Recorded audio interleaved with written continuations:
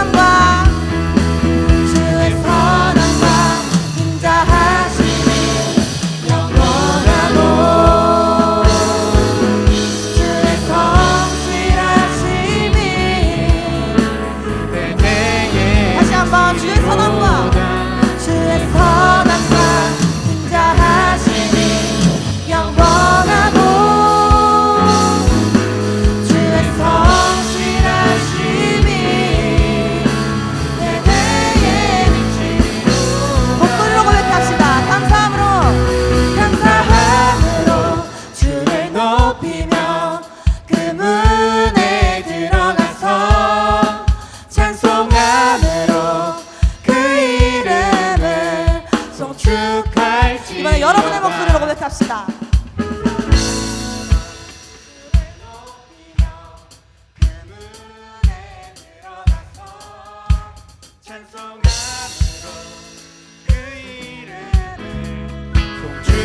선포합시다. 감사함으로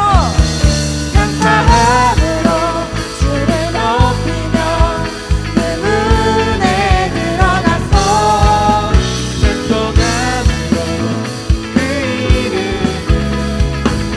마지막으로 감사함으로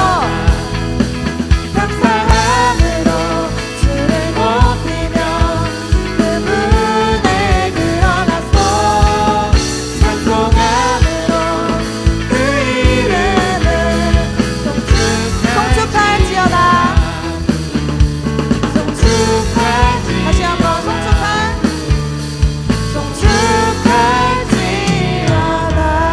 아멘. 하나님께 감사와 영광의 박수 올려드립시다.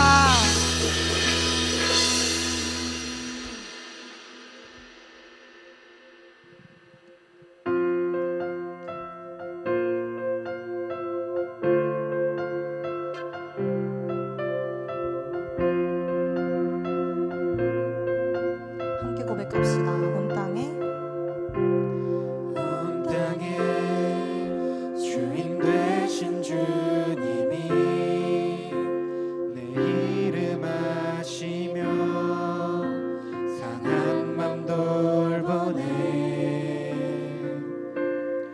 어둠을 밝히시는 새벽별,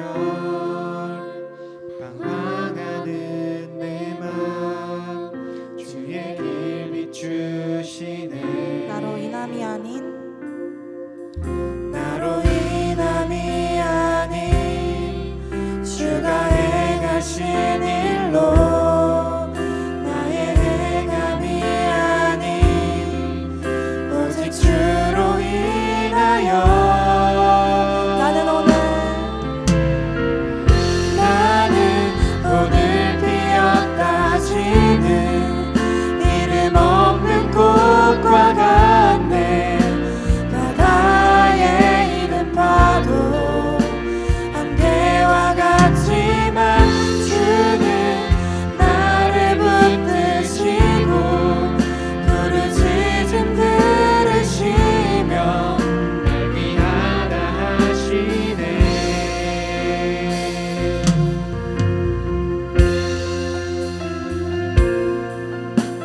2절로 고백합시다. 주님은 나의 죄를 보시고 사랑의 눈으로 날 일으키시네. 바다를 잠잠하게 하시듯 바다를 잠잠하게 하시듯 내 영혼의 복음 고요케 하시네. 나로 인함이 아닌 주가 행하신 일로, 나의 행함이 아닌 오직 주로 인하여 나는 오늘 피었다 지는 이름 없는 꽃과 같네. 바다에 있는 파도 안개와 같지만 주는 나를 붙드시고 부르짖음 들으시며 날 귀하다 하시네. 다시 한번 나는 오늘 피었다 지는 이름 없는 꽃과 같네.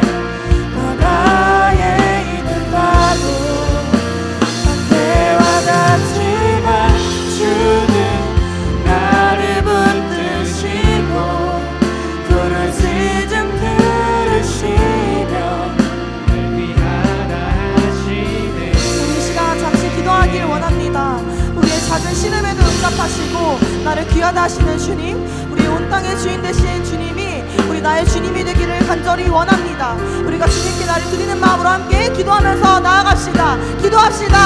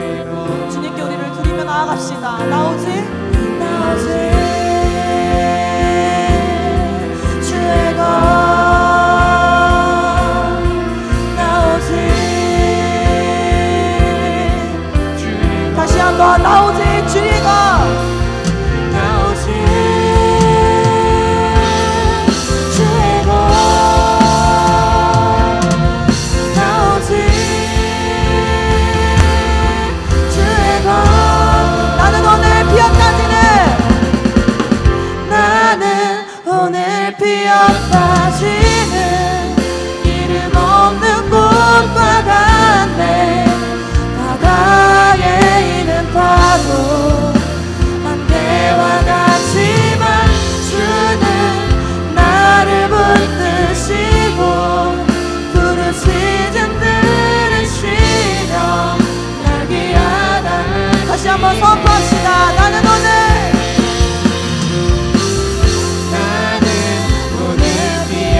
피었다지는 이름 없는 꽃과 같네. 바다에 있는 파도 안개와 같지만 주는 나를 붙드시고 부르짖음 들으시며 날 귀하다. 한 번 더 고백합시다. 나는 오늘 피었다지는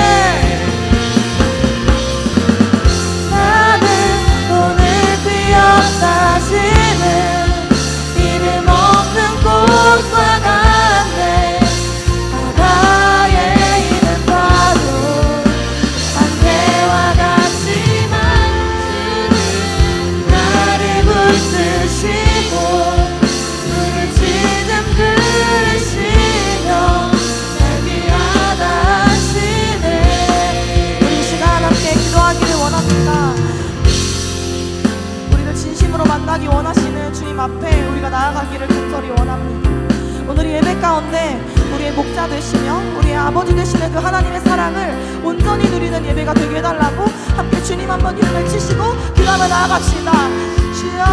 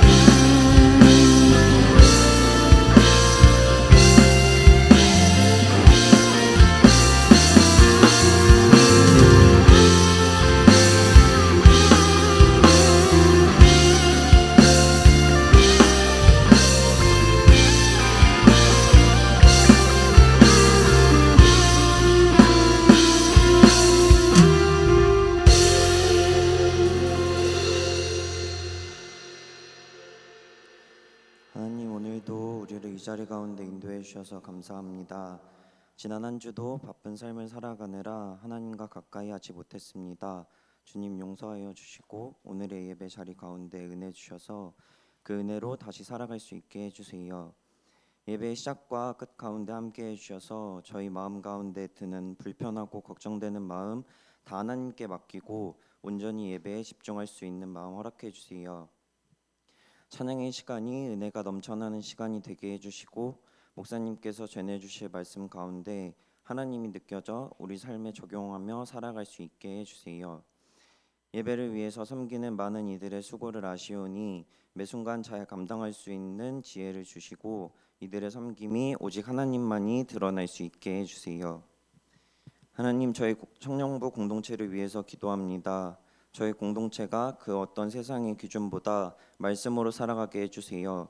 또한 삶 가운데 하나님께 구별하여 드리는 시간이 많아져 오직 주님께서 주시는 은혜로 하루하루를 살아가게 해주세요. 일상에서 받은 은혜들을 가감없이 나누고 아직 은혜를 누리지 못한 이들에게 선한 영향력을 끼치는 공동체, 우리의 시선과 마음이 아닌 하나님께서 주시는 시선과 마음으로 서로를 바라보고 사랑하는 공동체가 되게 해주세요.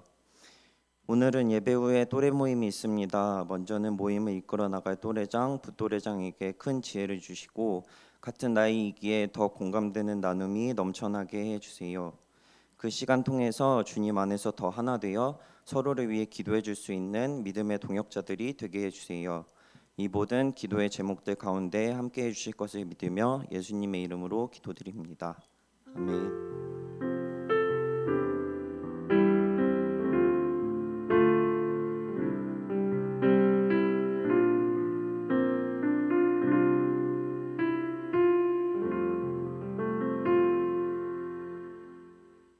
우리 같이 말씀 보도록 하겠습니다. 고린도후서 5장 13절에서 우리 19절까지의 말씀입니다. 고린도후서 5장 13절에서 19절까지의 말씀. 목사님이 한 절 읽고 여러분들이 한 절 읽고 이렇게 보도록 하겠습니다.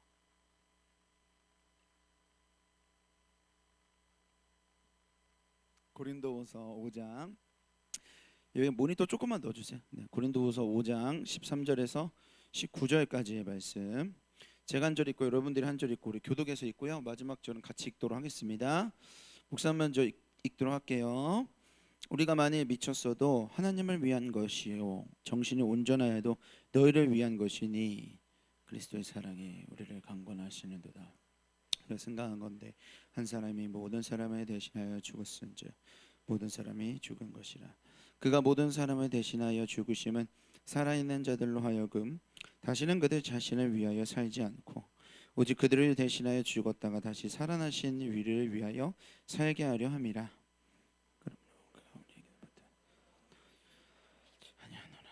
비록 우리가 그리스도도 육신을 따라 알았으나 이제부터는 그같이 알지 않. 그런즉 누구든지 그리스도 안에 있으면 새로운 피조물이라. 이전 것은 지나갔으니 보라 새 것이 되었도다.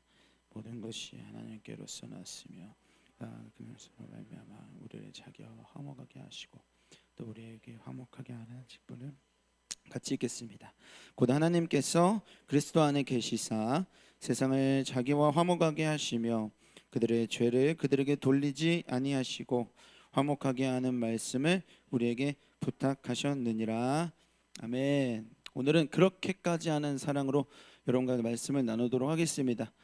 우리 말씀을 우리의 마음으로 좀 듣는다는 생각으로 우리 마음을 좀 연다고 생각하면서 옆에 있는 사람들이랑 인사를 이렇게 좀 하도록 하겠습니다. 하나님 우리 아버지이십니다. 이렇게 인사할까요? 하나님은 우리의 아버지이십니다. 한 번 더 인사합시다. 우리는 그분의 자녀입니다. 이렇게 인사할까요? 우리는 그분의 자녀입니다. 여러분 믿으시나요? 믿으시죠? 아멘. 네. 사람들은 어딘가에 저마다 미쳐서 살아가는 것 같습니다. 네, 아닌 것 같지만 제 얘기를 좀 들어보면 수긍이 갈 겁니다.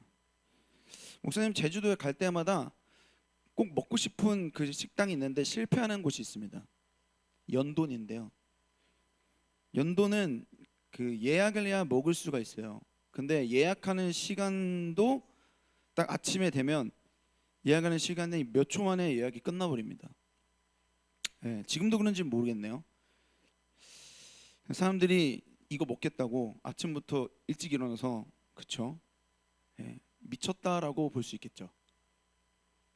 좋아하는 공연 몇 번이고 비싼 돈을 내면서요. 내 비싼 돈 수십만 원 주고 몇 번씩 보면서도 열광을 합니다. 여행 좋아하는 사람은 빚내서 세계 일주합니다. 네. 목사님은 여러분들이 뭔가에 몰두하지 않는 사람이 아니라고 생각해요. 열광하지 않는 사람이 아니라고 생각해요. 분명히 열광하는 게 있고 분명히 몰두하는 게 있습니다. 중요한 건 무엇에 열광하고 무엇에 몰두하고 있느냐라고 할 수 있겠죠. 네. 무엇에 미쳤느냐. 목사님이 그 뉴스를 보다가 연예인 션 아시나요? 션? 네, 이 션이 이번에 8월 15일 날 광복절에 81.5km 마라톤을 달렸대요. 대단하죠? 81.5km 마라톤을 달렸답니다. 이 레이스를 준비하는 도중에 발톱이 5개가 빠졌대요. 제 사진 봤는데 와 진짜 되게 준비할 걸 그랬나? 네. 그리고 뛰는 도중에 햄스트링이 나가고 발목이 나가고. 왜 이렇게 뛰느냐? 후원을 받아서 모은 돈으로 이 광복절이잖아요. 그래서 국가 유공자 분들의 이 허름한 집을 다시 리모델링 하는데 쓰려고 이 후원금을 받는 이 마라톤인 거죠. 그래서 이 연예인 션을 통해서 8,150여 명의 후원자가 모였고 그들이 15억을 기부했어요. 그리고 그 돈으로 10여 채의 이 국가 유공자의 집을 리모델링 할 수 있게 되었습니다. 놀라운 건 이 사람은 이 행사를 매년 해요. 매년 뜁니다. 내년에도 뛰겠다고 합니다. 뭔가 미쳤어도 당당히 뭔가 미친 게 있겠죠. 아시나요, 여러분? 연예인 션은 굉장히 신실한 크리스천입니다. 뭔가에 미쳐 있죠. 여러분, 1세기 초대 크리스천들을 가지고 있었던 별명이 있었는데 그들의 별명이요, 예수쟁이였습니다. 예수쟁이. 그 당시에 로마 정부와 이 로마 시민들이요, 이 예수쟁이라는 별명을 붙여줬는데 이거는 칭찬이 아니었습니다. 비꼬는 말이었어요. 어떻게 저렇게까지 하지? 왜 저러는 거지? 왜 저렇게까지 예수를 신봉하고 있지? 왜 저렇게까지 예수에 미쳤지? 예수에 미친 자들. 그게 예수쟁이라는 별명이었습니다. 그리고 그게 지금 우리에게는 굉장히 훈장 같은 별명이 됐죠. 근데 중요한 건 여러분이 한 번도 살면서 그 별명을 들어보신 적이 있으신가요? 예수쟁이. 넌 예수쟁이. 지금 크리스천들은 그런 얘기를 얼마나 듣고 살고 있는지 모르겠습니다. 우리나라에 존경받는 이 박윤선 목사님이라는 신학자분이 계십니다. 이분이 1970년대에 안타깝게도 우리 교단에도 이 정치적인 아픔으로 인해서 교단이 분열이 되는 일이 있었습니다. 1970년대 그때 이 박윤선 목사님께서 이런 설교를 하셨습니다. 우리 같이 한번 이런 설교했는데 이 문장을 한번 읽어보도록 하겠습니다. 시작. 교회의 불행은 하나님의 말씀대로 살다가 문 닫는 교회가 없어서다라고 이야기를 했대요. 분열해서 떨어져 나간 그 교회에 초대받아서 가서 설교할 때 이런 얘기를 했대요. 지금 한국 교회는 위기다. 근데 그 위기인 이유가 큰 교회가 없어서가 아니라 정말 예수님이 말씀하신 말씀대로 살다가 문 닫는 교회가 없어서 위기다라는 얘기를 했다고 합니다. 지금 우리가 살고 있는 이 시대에 우리는 복음을 적당히 믿으려고 하는 걸 더 이상 타협이라고 말하지 않더라고요. 적당히 믿는 걸 타협이 아니라 교양이라고 하더라고요. 교양이라고 하더라고요. 교양 있게 믿어야지. 교양 있게 전도해야지.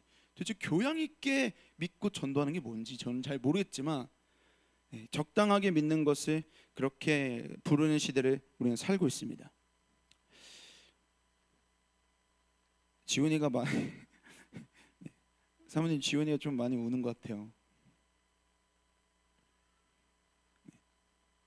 네, 오늘 목사님은 여러분과 이 사도 바울의 이야기를 하겠습니다. 예수에게 미쳤던 사람 사도 바울. 우리 13절 말씀을 같이 한번 우리 좀 읽어보도록 할까요? 13절 말씀입니다. 시작. 우리가 만일 미쳤어도 하나님을 위한 것이요 정신이 온전하여도 너희를 위한 것이니. 아멘. 여러분, 이 말씀만 보더라도 사도 바울은요 예수에게 정말 미쳤던 사람입니다. 예수 전하겠다고 20년 동안이나 여러 나라를 돌아다녔고 온갖 고생과 죽을 고비를 넘겼었습니다. 그러니까 그의 삶을 봐도 이 사도 바울은 예수에게 미친 삶이었다. 아무도 알아주지 않아도 교회를 어떻게든 화목하게 하려고 애썼습니다. 그러다가 오히려 욕을 먹기도 했고 오해를 받기도 했었습니다. 근데 도대체 무엇이 그를 이렇게 살게 했는가? 우리 14절 말씀 한번 보여주시겠습니까? 14절에 이렇게 이야기를 하는데요, 그리스도의 사랑이 우리를 뭐하는도다? 강권하시는도다 라고 이야기를 합니다. 여러분, 여기서 이 강권하다라는 단어를 목사님이 헬라어로 좀 찾아보니까 두 가지의 뜻이 있는데요, 첫 번째는 무슨 뜻이 있죠? 포위한다라는 뜻이 있고, 두 번째는 무슨 뜻이 있죠? 붙든다라는 뜻이 있어요. 사도 바울이 이렇게까지 자기가 교회를 위해 복음을 전하며 살았었던 이유는 하나래요. 예수 그리스도의 사랑이 나를 포위하고 있대요. 예수 그리스도의 사랑이 나를 붙들고 있었다는 거예요. 내가 쫓겨날 때도, 매맞고 있을 때도, 풍랑을 만났을 때도, 내가 둘 사이를 다시 화목하게 해주려고 열심히 애쓰는데 아무런 반응이 없을 때도, 너무나 고독할 때도 예수 그리스도의 사랑만큼은 날 떠나지 않고 포위하고 있었다. 붙들고 있었다. 저는 이게 너무나 궁금합니다. 사도 바울이 남들의 눈에 이 사람 진짜 미친 사람이다 라고 여겨질 수 있었던 건, 한번 정리를 하자면 그보다 이전에 예수님이 바울에게 미쳤기 때문인 거예요. 바울을 향한 이 예수님의 사랑이 미쳤기 때문인 거예요. 그걸 알아버렸어요, 바울이. 그랬더니 바울이 이렇게 살게 되었다는 거죠. 도대체 이 바울이 경험했던 예수 그리스도의 미친 사랑, 이게 무엇인지 우리 오늘 두 가지를 같이 살펴보도록 하겠습니다. 첫 번째, 같이 한번 읽어보도록 할까요? 읽어보겠습니다. 시작. 우리를 새로운 피조물로 보는 사랑. 바울이 경험했었던 예수 그리스도의 이 미친 사랑은 첫 번째로 우리를 새로운 피조물로 보는 사랑이었다라고 합니다. 우리 17절 말씀을 같이 한번 읽어보도록 하겠습니다. 17절입니다. 시작. 그런즉 누구든지 그리스도 안에 있으면 새 피조물이라. 이전 것은 지나갔으니 보라 새 것이 되었도다. 아멘. 여러분, 목사님은 그렇게 생각합니다. 여러분 생각은 좀 다를 수 있겠지만 목사님이 그래도 살아보니까 여러분 사람은 잘 안 변하더라고요. 바로 끄덕이시네요. 사람 잘 안 변해요? 그래요? 그대도 포함되어 있나요? 그래요? 네. 사람 잘 안 바뀌더라고요. 뭐 요즘에 유튜브 보다 보면 요즘 목사님의 그 알고리즘에 이런 영상들의 제목이 좀 떠요. 이렇게만 하면 당신도 5년 안에 성공할 수 있다, 이런 거 뜨더라고요. 그런 컨텐츠가 쏟아져요. 근데 안 바뀌어요. 사람이 참 신기하지 않습니까? 그렇게 사람들이 잘 바뀌고 5년 안에 잘 바뀌었으면 그런 영상이 왜 올라와요? 여러분, 역사가 증명하지 않습니까? 사람 잘 안 바뀐다는 거. 반복하잖아요, 같은 실수를. 여러분, 신학적으로도 그래요. 왜 이렇게 사람이 안 바뀌느냐? 신학적으로는 이렇게 얘기합니다. 우리가 나밖에 모르는 자기 중심적인 죄인이어서 그렇다라고 이야기를 해요. 신학적으로 나밖에 모르는 거예요. 나를 위해서만 사는 거예요. 여기 있는 사람들도 다 자기만 생각하는 거예요. 그러니까 잘 안 바뀐다는 거예요. 사회도 잘 안 바뀌고 내 가정도 잘 안 바뀌고 연애 관계도 안 바뀌고 안 바뀌는 거예요. 왜? 나밖에 모르니까. 특히 뭐가 잘 안 바뀌냐면요, 내면이 잘 안 바뀌어요. 내면이라고 하면 뭐 좋게 느껴질 수 있겠지만 성격 안 바뀝니다. 그죠? 예. 이별할 때 제일 큰 이유 성격 차이. 고집 안 바뀝니다. 습관 안 바뀝니다. 신념, 가치관, 이런 거 진짜 안 바뀝니다. 그럼 목사님 무슨 얘기하고 싶은 건가요? 만약에 여러분이 당신도 당신 나름대로 성격이 있고 고집이 있고 신념이 있는데 가치관이 있는데 평생 내 멋대로 살던 나의 고집이, 평생 내 멋대로 살던 나의 가치관이 바뀌어서 당신이 지금 예수를 믿고 있다면, 예수를 위해 살고 싶으시다면 나는 이게 기적이라고 생각합니다. 기적 따로 없어요. 여러분, 신앙생활하면서 다른 기적 찾지 마시고 당신이 정말 예수 믿는다면 그게 기적입니다. 나의 고집이 꺾여진 것, 당신이 예수 믿은 게 기적입니다. 믿으시나요? 옆에 있는 사람에게 이렇게 한 번씩 이야기해 주세요. 당신이 예수 믿는 게 기적입니다. 한 번 더, 당신이 예수 믿는 게 기적입니다. 여러분이 예수 믿고 있는 게 기적입니다. 목사는 그렇게 생각해요. 여러분, 주변 한번 보세요. 똑똑한 사람들 널렸어요. 예. 탁월한 사람들 널렸어요. 잘난 사람들 널렸어요. 우리가 예수님을 믿는 이런 기적이 일어난 건 여러분이 다른 사람보다 똑똑해서가 아니라는 거예요. 잘나서가 아니라는 거예요. 어떻게요? 여러분 안에 하나님이 그 믿음을 일으키셨다는 거예요. 여러분이 대단한 게 아니라. 그래서 한번 17절 한 번 더 보여주시겠습니까? 그래서 바울은 오늘 그런 의미에서 얘기하는 거예요. 바울이 얘기해요. 크리스찬들을 향해서, 믿음이 생긴 자들을 향해서, 이런 놀라운 기적이 일어난 크리스찬들을 향해서 너희들은 새로운 피조물이다 라고 얘기를 하는 거예요. 17절에 너희는 새로운 피조물이다. 어떤 사람의 노력이나 탁월함에서 나온 새로운 성과물이다 이렇게 말하지 않고, 새로운 업적이다 이렇게 말하지 않고, 새로운 훈장이다 이렇게 말하지 않아요. 뭐라고 얘기해요? 이거 진짜 하나님이 했다라고 밖에 말할 수 없으니까 새로운 피조물, 하나님이 다시 내 안에 나의 내면을 창조했다라고 밖에 설명할 수 없어서 새로운 피조물이라고 얘기하는 거예요. 여러분, 그래서 기억하십시오. 한 사람이 크리스천이 되면요, 한 사람이 믿음이 생기면요, 예수님은 마치 산과 바다, 저 하늘과 땅, 우주가 창조되는 것처럼 기뻐하세요. 한 사람이 예수 믿으면 그렇게 기뻐하세요. 우주가 창조되는 것처럼 감격하세요. 그리고 그 한 사람을 보면서 보라 새 것이 되었도다 말씀하신다.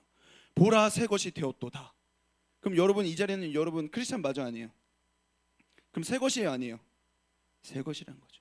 예수님은 오늘도 여러분 보면서 보라 새 것이 되었도다 말씀하신다는 겁니다. 옆에 있는 사람에게 한 번씩 이렇게 얘기합시다. 당신은 천하보다 귀합니다. 당신은 천하보다 귀합니다. 네, 당신은 천하보다 귀합니다. 네. 여러분이 예수님 믿게 됐을 때 하나님이 이 우주를 만드셨을 때, 창조하셨을 때 그 기쁨을 여러분을 향해서 가지고 감격하셨다는 겁니다. 여러분, 사도 바울이요, 이 얘기를 어떻게 할 수 있었느냐고요? 자기가 겪었거든요. 사도 바울 얘기였었어요. 우리 16절 말씀을 같이 한번 읽어볼까요? 16절 한 목소리로 읽어보도록 하겠습니다. 읽어볼까요? 시작. 그러므로 우리가 이제부터는 어떤 사람도 육신을 따라 알지 아니하노라. 비록 우리가 그리스도도 육신을 따라 알았으나 이제부터는 그같이 알지 아니하노라. 아멘. 자, 처음에 이 사도 바울이 예수님을 믿기 전에는 이름이 바울이 아니었어요. 사울이었습니다. 예수님을 믿기 전에 그 이름은 원래 사울이었습니다. 그리고 사울은 예수님을 믿지 않을 뿐더러 정말 지독하게 핍박했었던 사람이었습니다. 왜냐하면 이 사울은 예수님을 볼 때, 다시 한번 이 16절 말씀 보여주실래요? 예수님을 어떤 눈으로 봤냐면 육신을 따라서 예수님을 봤었어요. 이게 쉬운 성경으로 훨씬 더 이해하기가 편한데, 쉬운 성경에서는 이렇게 얘기를 해요. 육신의 잣대로 봤다는 거예요. 예수님을 볼 때 세상적인 평가 기준으로, 우리가 가지고 있는 육신의 잣대로, 얼마나 피지컬이 좋고, 얼마나 그 사람의 스펙이 좋고, 얼마나 그 사람의 출신이 좋고, 얼마나 그 사람이 능력이 좋은지, 이런 세상적인 잣대로 이 사울도 예수님을 봤었다는 거예요. 근데 그런 세상적인 잣대로 예수님을 보면 예수님 사실 진짜 아무것도 아니거든요. 왜냐하면 예수님은요, 나사렛이라는 완전 촌뜨기 출신이었어요. 그런데다가 직업은 뭐였느냐? 그 당시 아주 천하디 천하라고 여겨졌던 목수의 아들이었습니다. 그리고 여러분 그거 아십니까? 예수님의 어머니 마리아는요, 사실 성령으로 잉태됐다고 이야기하지만 안 믿는 사람들은 그거 성령으로 잉태됐다라고 전혀 생각하지 않죠. 뭐라고 생각해요? 얘는 지 아비가 누군지도 모르는 배다른 자식이다, 사생하다라고 알려져 있었죠. 그거보다 더 이 사울이 예수님을 세상적인 기준으로 봤었던 것은 이 사람 사기꾼이었던 거예요. 유대교를 위협하는 사기꾼, 유대교의 질서를 다 어지럽히는 아주 남봉꾼, 이렇게 보였던 거예요. 그게 이 사울에게는 굉장히 화가 났어요. 왜냐하면 사울은 그 당시에 유대교 안에서도 엘리트 중에 엘리트였었거든요. 근데 내가 엘리트 중에 엘리트인데 이 유대교를 계속 어지럽히는 이 남봉꾼 같은 예수, 내가 이 예수 어떻게든 방해하고 어떻게든 핍박하는 거죠. 이 예수는 내 인생에, 내 커리어에 방해가 되는 인물이면서 동시에 예수가 좋다고 추종하는 예수쟁이들은 다 내 실적을 위해서 없애버려야 하는 희생양인 거야. 내 커리어를 위해서 어떻게든 필요한 제거 대상, 얘네를 없앨수록 내가 엘리트로 더 올라가니까. 이게 예수님 믿기 전에 사울의 상태였다는 겁니다. 그래서 사울은 진짜 예수님 믿기 전에 예수쟁이들 많이도 핍박하고 죽였습니다. 그런 이 사울에게 예수님이 찾아오세요. 그리고 이렇게 말씀하십니다. 사도행전 22장 7절과 8절 말씀에 우리 같이 한번 읽어보도록 하겠습니다. 우리 같이 한 목소리로 읽어볼까요? 시작. 내가 땅에 엎드러져 들으니 소리있어 이르되 사울아 사울아 내가 왜 나를 박해하느냐 하시거늘 내가 대답하되 주님 누구시니까 하니 이르시되 나는 내가 박해하는 나사렛 예수라 하시더라. 아멘. 여러분, 누구나 실수합니다. 실수하죠? 실수 안 하는 사람 있나요? 다 실수하죠. 예, 누구나 다 실수해요. 처음 시작하면 서툴러요. 그쵸? 알바 처음 시작하면은 서툴잖아요. 그 당연한 거 아닙니까? 그쵸? 그런데 바울은요, 실수가 아니었어요. 고의였어요. 바울은 서툰 게 아니었어요. 악이었어요. 바울은 변명의 여지가 없었다니까요. 그는 마치 하나님을 위해서 사는 사람 같았지만 사실은 자신의 스펙을 위해서, 자신의 커리어를 위해서 살았던 사람이에요. 내가 성공할 수 있으면, 실적을 쌓을 수 있으면 예수도 팔아넘기고 예수쟁이도 죽이는 사람이 사도 바울이 아니라 사울이었다는 거예요. 그러니까 악이었고 고의였다라는 거예요. 만약에 천국에 갈 순위를 매긴다면 사울은 가장 고의적인 원수니까 꼴찌인 거죠. 지옥에 갈 순위를 매긴다면 자기가 1순위인 거예요. 내가 바로 가야 되는 첫 번째인 거예요. 그런 거죠. 여러분, 예수님도 알았어요. 그 말씀 한 번 더 보여주시겠습니까? 7절에 보면은 예수님이, 사도행전 22장 7절에 보면 예수님 말씀하세요. 네가 어찌하여 나를 뭐 하느냐? 박해하느냐? 예수님 모르시는 게 아니에요. 예수님 알고 계세요. 예수님 알고 계신다고요. 여러분, 예수님 다 알고 계세요. 여러분을 다 알고 계세요. 여러분이 요즘 무슨 동기로 살고 계시는지, 무슨 정신으로 살고 있는지, 내가 뭘 위해 살고 있는지 남은 속여도 예수님 속일 수 없는 거예요. 다 아세요. 다 아신다고요. 근데 뭐가 감사해요? 진짜 감사한 게 뭐예요?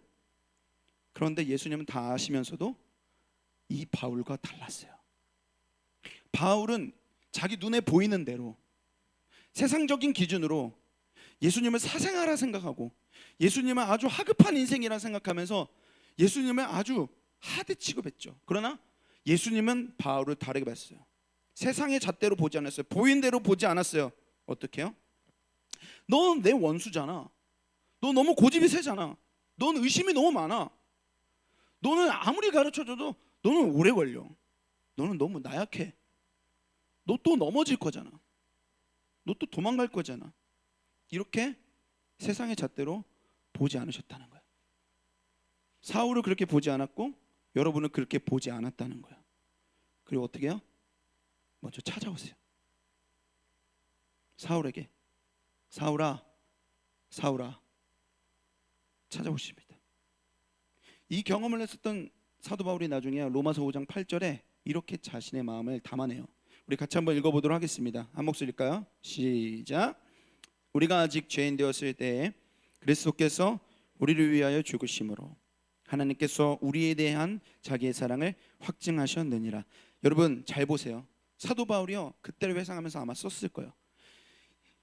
예수님이 사랑으로 나에게 찾아오셨는데 그때가 언제라고 그래요? 말씀을 다시 한번 보여주시겠습니까? 로마서 5장 8절에 보면 내가 그 사랑으로 예수님이 언제 찾아오셨느냐? 맨 앞에 뭐라고 써있죠? 우리가 아직 뭐 되었을 때? 죄인 되었을 때. 사도 바울이요, 자기의 경험을 빌어서 생각해 보는 거예요. 예수님이 나에게 찾아왔는데요, 내가 아직 죄인이었을 때 찾았대. 이거는요 별로 설명에 충분하지 않아요. 뭐라고 얘기해야 돼요? 스스로 내가 아직 죄인이라는 걸 자각도 하지 않았을 때라는 거예요. 내가 얼마나 하나님 앞에 원수인지 인정하지조차 않았을 때인 거예요. 아니요, 오히려 나는 당당하다고 생각했고 오히려 나는 잘하고 있다고 착각하고 있을 때, 그때 예수님이 바울을 찾아왔다는 거예요. 그때 내가 죄인이라고 인정조차 안 했으니까 바울은요, 예수님 찾지도 않았고 바라지도 않았고 원하지도 않았는데 먼저 찾아오셨다는 거예요. 여러분, 이게 사랑입니다. 먼저 찾아오셔서 죽으세요. 사도 바울은 이게 이해가 안 가는 거예요. 이게 뭐지? 나는 그분을 죽이려고 했는데 그분은 어떻게 나를 위해 죽으시려고 하지? 나는 그분을 죽이려고 했는데 그분은 어떻게 날 위해 죽으셨지? 바울은 이게요, 예수님의 사랑이 이해가 안 가는 거예요. 여러분, 세상 사람들이 왜 예수를 안 믿어요? 제일 큰 이유가 그거예요. 이해가 안 가요. 머리로 이해가 안 가는 게 아니라 이게 미쳤다라고밖에 설명이 안 되는 거예요. 너무 동화 같은 이야기니까. 여러분, 근데 이 사랑이 바울을 바꾸는 거예요. 다른 게 바울의 고집을 꺾는 게 아니라 이 미쳤다라고밖에 설명할 수 없는 예수 그리스도의 사랑이 바울을 바뀌는 거예요. 절대 바뀌지 않을 것 같았었던 이 바울의 고집과 신념과 사고방식, 가치관과 삶의 목적과 방향이 바뀌는 거예요. 예수님이 나를 미치도록 사랑하니까 그래, 나도 이제 예수를 위해 살고 싶어지는 거예요. 내가 다른 걸 위해 살았는데 이제는 예수를 위해 살고 싶어지는 거예요. 사랑하는 여러분, 여러분에게도 이 방향이 있으십니까? 나 예수를 위해 살고 싶다. 나 예수를 사랑하고 싶다. 예수님을 더 잘 알고 싶다. 닮아가고 싶다. 그런 여러분의 마음의 방향이 있으신가요? 삶의 방향이 있으신가요? 100점 아니어도 괜찮습니다. 나는 여러분에게 100점을 요구하는 게 아니에요. 여러분이 인생의 벼랑에서, 진흙탕에서 예수님이 나를 건지셨으니까, 거기서 내 인생이 다시 시작됐으니까 내가 넘어지고 쓰러지고 자빠지고 연약하지만 그래도 내가 예수를 위해 살고 싶은 마음이 있으시냐고요. 방향이 있냐고요. 방향이 있냐고요. 여러분, 이거 진짜 진지하게 자신의 삶을 돌아봐야 돼요. 그게 여러분이 여러분의 삶에 예수님을 인격적으로 만났느냐를 보여주는 거예요. 넘어져도 괜찮지만 방향이 있냐고요. 그것이면 충분하다는 거예요. 이미 그것이 여러분의 인생 가운데 일어난 기적이고, 예수님의 눈에는 여러분이 이미 새 것인 거예요. 인생의 방향이 정해진 자, 예수 그리스도로 정해진 자, 나의 것, 새 것. 아무리 넘어져도 세상의 잣대로 예수님이 더 이상 그런 인생을 불량품으로 보지 않는 거예요. 새 것이라 보는 거예요. 예수님은 실망하지 않으세요. 여러분을 위해서 십자가에서 여러분의 죄를 대신해 돌아가셨을 때 죄만 가지고 간 게 아니라 여러분에 대한 실망도 다 가지고 가셨어요. 끝내셨다고. 그리고 오늘 여러분에게, 성도를 향해서, 크리스천을 향해서 외치세요. 너는 새 것이다. 보라, 새 것이 되었도다. 그럼 여러분, 그런 마음이 있으시다면, 방향이 있으시다면 여러분 넘어져도 괜찮습니다. 근데 여러분 이제 넘어질 때 예수 그리스도께로 넘어지시면 돼요. 그리고 예수님이랑 같이 일어나시면 됩니다. 여전히 삶의 방향이 나인 사람은요, 넘어져도 내 탓이고 일어나지 못하는 것도 내 탓이에요. 일어나는 것도 내 힘으로 일어나요. 아니요, 그리스도인은 이제 예수님이랑 같이 일어나요. 여러분, 옆에 있는 사람들에게 이렇게 한 번씩 인사합시다. 예수님께 넘어지고 예수님과 일어나자. 이렇게 인사할까요? 예수님께 넘어지고 예수님과 일어나자. 한 번 더. 예수님께 넘어지고 예수님과 일어나자. 네, 그런 삶을 여러분 살아가시길 바랍니다. 아멘이죠? 아멘. 사도 바울이 경험했었던 이 예수님의 사랑은 두 번째로 이런 사랑이었습니다. 같이 한번 읽어보겠습니다. 시작. 하나님과 화목하게 하신 사랑이었습니다. 화목. 여러분이 화목은 헬라어로 카탈라소라는 단어인데요. 이 화목은 맛교환이라는 뜻을 가지고 있습니다. 맛교환. 그래서 여러분들이요, 목사님이 십자가에 대해서 설교하고 예수님의 구원에 대해서 설교할 때 잘 이해가 되지 않으면요, 이 단어 하나 기억하세요. 맛교환. 맛교환 하나 기억하세요. 한 번 더 넘겨주시겠습니까? 네, 이 우리 문장을 읽어보도록 하겠습니다. 같이 한번 읽어볼게요. 이게 맛교환이에요. 십자가에 이르러서 일어났던 맛교환. 읽어보겠습니다. 시작. 나의 더러운 옷과 예수의 거룩한 옷을 맞바꾸는 거예요. 맞바꾸는 거예요. 예수님이요, 내 옷을 가져가셔서 입으세요. 근데 그 옷은 무슨 옷이냐면 더러운 옷인 거예요. 내가 구정물에서 놀다가 가져온 옷인 거예요. 진흙탕에서 다 더러워진 옷인 거예요. 허영의 옷, 시기의 옷, 질투의 옷, 욕망의 옷, 음란의 옷. 그 옷을 누가? 예수님이 가져가셔서 자기가 입어요. 그리고 어떻게 해요? 그 옷을 입고 십자가에 가서 나 대신 죽으세요. 이게 맛교환이에요. 근데 이렇게 하면 반쪽이죠. 예수님은 우리에게 어떻게 해요? 자기의 옷을 여러분에게 입혀주시는 거예요. 예수님의 옷, 가장 깨끗한 옷, 거룩한 옷, 의로운 옷, 아들의 옷, 하나님의 자녀의 옷을 여러분에게 입혀주시는 거예요. 그래서 우리가 하나님을, 그 옷을 입고 하나님을 아버지라고 부르는 거예요. 고린도후서 6장 18절 말씀 우리 같이 한번 읽어보도록 하겠습니다. 고린도후서 6장 18절 시작. 너희에게 아버지가 되고 너희는 내게 자녀가 되리라. 전능하신 주의 말씀이니라 하셨느니라. 아멘. 우리가 그 예수님의 거룩한 옷을 입고 우리는 이제 하나님의 자녀가 되고 하나님은 우리의 아버지가 되는 거예요. 이게 맞교환이에요. 맞교환. 예수님은 우리 대신에 우리의 옷을 입고 죽고, 우리는 예수님의 옷을 입고 하나님과 화목해졌어요. 하나님을 아버지라 부를 수 있게 됐어요. 왜? 예수님의 옷을 입고 내가 그분의 자녀가 됐으니까. 여러분, 우리는 믿지는 장사 안 합니다. 믿지는 장사 하시는 분 계시나요? 그런 분 없습니다. 당근마켓에서 뭐 이렇게 들어오면은 가가지고 열심히 내고 하잖아요. 좀 멀리서 왔다고 하면서 1,000원이라도 내고 하시잖아요. 그러면은 그런 거는 채팅하면서 먼저 얘기하셔야 됩니다. 현장에선 내고 안 됩니다. 이런 얘기 많이 하잖아요. 그런데도 불구하고 그래도 자기 막 어디서 왔다 뭐 했다 흠 찾아보고 이러면서 1,000원이라도 깎으려고 하는 게 여러분이잖아요. 그쵸? 나도 그래. 네. 우린 믿지는 장사를 안 해요. 근데 여러분, 예수님의 맞교환은 믿지는 장사였어요. 예수님의 맞교환은 남 다 퍼주고 자기는 빚더미에 앉는 장사였어요. 예수님의 맞교환은요, 남을 회생시키고 자기는 파산하는 장사였어요. 말이 안 되는 거예요. 누가 이런 믿지는 장사를 해요? 근데 예수님은 하는 거예요. 이게 이해가 되려면요, 목사님이 이거 잘 설명할 수 있을지 모르겠지만, 목사님이 출근할 때마다 지원이를 이렇게 안아주고 이제 인사하고 출근을 해요. 그러면 왜냐면 이제 또 내가 아침에 나가면 저녁에서 이제 보잖아요. 어떤 때는 저녁 때도 못 보고 그날 아침에 보는 게 전부일 때가 있단 말이에요. 그러니까 아침에 인사를 꼭 해줘요.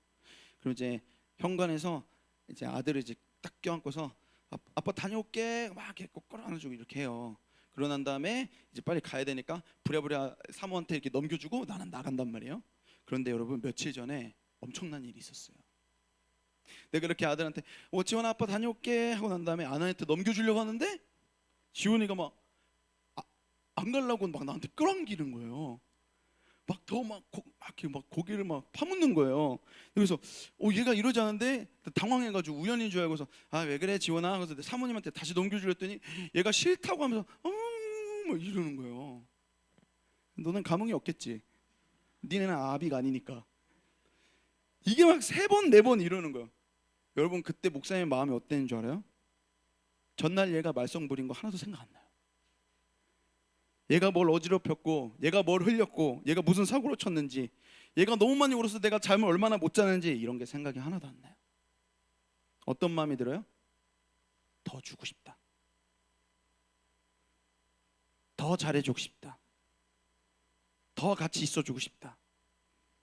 그래주지 못해서 미안하다. 발걸음이 안 떨어지더라고. 그렇게 막 싫다는데 내가 걔를 진짜 떼어다 놓고서 출근하는, 물론 나는 목사니까 당연히 출근해야 되지만 그 마음이 미안하더라고요. 내가 얘를 위해서 무엇이든 할 수 있겠더라고요. 얘가 무슨 실수했는지 하나도 생각 안 나더라고요. 여러분, 예수님이 여러분에게 왜 이렇게까지 미치는 장사를 하냐고요? 왜 이렇게까지 맞교환을 하냐고요? 자기 옷은 주고 여러분의 그 넌더리난 그 죄의 옷은 왜 입고 십자가에 죽으셨냐고요? 설명할 수 있는 게 하나밖에 없어요. 여러분, 하나님 자녀니까. 부모는 자녀를 위해 그럴 수 있는 거니까. 그거 말고 설명이 어떻게 돼요? 설명을 할 수가 없어요. 예수님은 여러분에게 미쳤어요. 원래 부모는 자녀에게 미치잖아요. 예수님 여러분에게 미쳤고요. 그래서 미치는 장사를 억울해하지 않아요. 후회하지 않으세요. 그리고 여러분에게요, 한 가지 직분을 주십니다. 어떤 직분을 주실까요? 18절 말씀을 같이 한번 읽어보도록 하겠습니다. 18절입니다. 시작. 모든 것이 하나님께로서 났으며 그가 그리스도로 말미암아 우리를 자기와 화목하게 하시고 또 우리에게 화목하게 하는 직분을 주셨으니. 무슨 직분을 주셨다? 따라해봅시다. 화목하게 하는 직분. 화목하게 하는 직분. 어려워요? 피스메이커라고요. 하나님이 여러분에게 주신 사명이 하나 있어요. 목사님, 저는 사는데요. 사는데 다른 사람들은 다 자기의 사명이 있고 꿈이 있고 비전이 있다고 그러는데 나는 교회를 내가 5년 다니고 10년 다녀도 내 사명을 모르겠습니다라고 말하시는 분이 혹시 계십니까? 제가 오늘 확실한 거 하나 드릴게요. 당신 피스메이커예요. 피스메이커 데려가셨어요. 왜요? 그건 싫으세요? 사명 고르지 마세요. 피스메이커 되라 하셨어요. 그게 여러분의 사명이라면 여러분 그걸 아멘으로 받으시기 바랍니다. 아멘인가요? 여러분 19절을 보면 심지어 이렇게까지 얘기하세요. 19절 끝에 보면은 예수님이 우리에게 말씀하세요. 화목하게 하는 말씀을 우리에게 뭐 하셨느니라? 뭐 하셨다고요? 부탁하셨대. 예수님이 뭐라고 우리에게 부탁을 하세요? 제발 싸우지 말라고, 화목하게 지내라고. 탈 많고 말 많은 이 교회가 뭐라고? 쉽게 상처받고 쉽게 상처 주는 이 청년 공동체가 뭐라고? 예수님이 우리에게요 부탁하세요. 화목을 부탁하세요. 목사님 가끔 상담하다 보면 이제 신방 자주 하니까 신방하다 보면 이제 연애하는 친구들 이제 만나요. 그럼 뭐 이제 목사님이 연애하는 친구는 어쩔 수 없이 이제 물어보게 되잖아요. 뭐 연애하는 거 요즘 어떠니? 뭐 잘 연애하고 있니? 힘든 건 없니? 이러다 보면 이제 힘들다고 얘기하면 말하는 사람도 있는데요. 어떤 청년들은 없어요. 없어요. 이렇게 너무 좋아요. 이렇게 얘기를 해요. 좋죠. 연애하는데 힘든 일 없으면 좋죠. 그렇죠? 근데 목사님은 그 사람이 연애하는데 힘든 일이 없다면 둘 중 하나라고 생각해요. 그 사람이 잘해서도 있겠지만 두 번째로는 상대방이 당신이 진짜 힘든 게 없다라고 느낄 만큼 상대방이 애지중지 애쓰고 있기 때문인 거예요. 당신이 잘하고 있기 때문이 아니에요. 남이 열심히 하고 있기 때문인 거예요. 그러니까 요즘 한번 생각해 보세요. 내 연애는 어떤가? 내 연애는 어땠었나? 한번 생각해 보세요. 그리고 여러분 이거는 연애에도 적용이 되지만 친구 관계도 똑같아요. 친구랑 지내는데 내가 이 친구랑 너무너무나 편해, 너무나 마음이 좋아. 그러면 그 사람이 상대 친구가 진짜 애쓰는 거예요. 당신이 잘나서가 아니고 상대방이 애쓰는 거예요. 네, 기억하세요. 아닌 것 같아요? 나중에 결혼하시면 더 느껴요. 여러분 목사님이 결혼을 통해서 배우는 게 있어요. 뭘 배우냐면 잘 이기는 법이 아니라 잘 지는 법을 배워요. 여러분 잘 지세요. 지세요 좀. 이겨 먹으려고 하지 말고 잘 지세요. 저희 지금 예원이가 엄청 끄덕끄덕 여러분 잘 지셔야 돼요. 먼저 사과하고 먼저 헤아려 줘야, 잘 져야 반드시 가정이 화목합니다. 반드시 화목이. 나만 전을 지내냐 그렇게 생각하잖아요. 사모님도 정말 잘 져줘요. 그래서 화목한 거예요. 여러분 화목은요 맞교환이라고 그랬었죠? 화목은 뭘 맞교환하는 건 줄 아십니까? 나의 편함이랑 상대방의 불편을 맞교환하는 거예요. 그게 화목이에요. 당신이 100% 편안하면 문제가 있는 거겠죠. 화목을 왜 맞교환하는 게 아무것도 없잖아요. 불편한 게 아무것도 없잖아요. 그럼 화목한 게 아니죠. 여러분 화목은 거저 주어지지 않습니다. 손해를 감수하고 입을 떼야 되는 거예요. 손을 내밀어야 되는 거예요. 이 공동체 안에서 아무도 지지 않으면 불화의 평행선이 답습되는 거예요. 계속 불화만 있는 거예요. 내가 짱이야, 난 잘못한 거 없어, 너만 잘못했어, 내 멋대로 생각할 거야 라고 한다면 불화가 계속되는 거예요. 저는 이게 사탄의 속임수라고 확신합니다. 사탄은 우리를 속여요. 뭐라고 속여요? 너는 자존심도 없어? 너 왜 그렇게까지 해? 너 왜 그렇게까지 해? 넌 자존심도 없어 얘기해요. 여러분 속지 마세요. 누군가의 삶 가운데서 갈등이 생기거나 불화가 생기면요 당신과 그 사람의 문제가 아니에요. 당신과 그 사람의 싸움이 아니에요. 진짜 싸움 뭔지 아세요? 좀 신앙은 눈이 트이는 게 신앙이에요. 영적 싸움이잖아요. 사단과의 영적 싸움이에요. 그 사람도 손 내밀고 있지 않은데 너 왜 손 내밀어? 계속 속삭이잖아요. 사단이 여러분에게 지지 마, 이겨 먹어야지, 짓눌러야지 이렇게 한단 말이에요. 그럼 뭐가 돼요? 그때는 이길 수 있겠죠. 근데 이 공동체는 어떻게 돼요? 그게 계속 그대로 가는 거예요. 내가 그토록 혐오하고 그토록 담고 싶지 않았던 그 불화를 우리가 계속 답습하는 거예요. 그럼 누가 이겨요? 당신이 이겼다고요? 아니요, 사단이 이겼죠. 오케이, 이 공동체는 여전히 불화. 깨어 있으세요. 좀 제대로 보세요. 화가 나세요? 불화가 생기고 갈등이 생겨서 화가 나세요? 분노할 수 있어요. 근데 그 분노를 그 사람한테 하지 말고 눈을 뜨고 사탄에게 분노를 하셔야죠. 제대로 싸우셔야죠. 그리고 당신의 때에 불화를 끝내세요. 불화를 끝내세요. 나의 다음 가정에서는 이 불화를 답습하지 않으리라. 나의 다음 세대에게는 이 불화를 답습하지 않으리라. 나의 다음 공동체에는 이 불화를 물려주지 않으리라. 나의 때에 족하다. 이 불화 때문에 슬펐던 거 나의 때에 족하다. 이 불화 때문에 아팠던 거 나의 때에 족하다.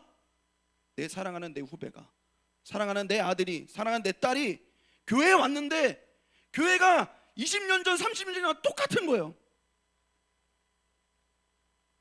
누가 이겨요? 아무도 안 이겨요. 사단이 이기죠. 목사님 말씀 맞추겠습니다. 목사님에겐 꿈이 있어요. 목사님에게 꿈이 있습니다. 나의 때에는 교회를 다니면서 아픔을 겪을 때도 있었고 눈물도 많았었지만, 목사님 내 아들이 지훈이가 청년이 되었을 때 이 교회를 보면서 좀 덜 실망하기를 꿈꿔요. 완벽할 수는 없으니까 내 장담은 못하겠어. 지훈이가 한 번도 안 아팠으면 좋겠지만 아픈 날이 올 수 있겠죠. 그러나 좀 덜 울었으면 좋겠어요. 나보다는 좀 덜 실망했으면 좋겠어요. 지훈이가 청년이 되었을 때는 행복했으면 좋겠어요. 교회 다니는 게. 지훈이가 청년이 되었을 때는 교회 안에 먼저 사과하는 게 결코 이상하지 않다고 어른들을 보며 배울 수 있었으면 좋겠어요. 지훈이가 청년이 되었을 때에는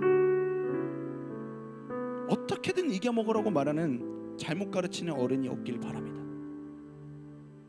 목사님에겐 꿈이 있습니다. 큰 교회 말고, 사람들이 환호하는 교회 말고, 진짜 교회, 진짜 교회, 복음의 목숨 거는 교회, 예수의 목숨 거는 교회, 살리는 교회. 이 교회는 진짜 예수에게 미쳤구나. 예수님이 우리에게 그렇게까지 하셨으니까 우리도 그렇게 하는 교회. 여러분 꿈꿔야 되지 않을까요? 꿈꿔야 되지 않을까요? 그런 교회를 달라고 애통하며 울어야 되지 않을까요? 그게 여러분의 꿈이 되고 이 독서교회를 향한 꿈이 되기를 주님의 이름으로 간절히 축원합니다.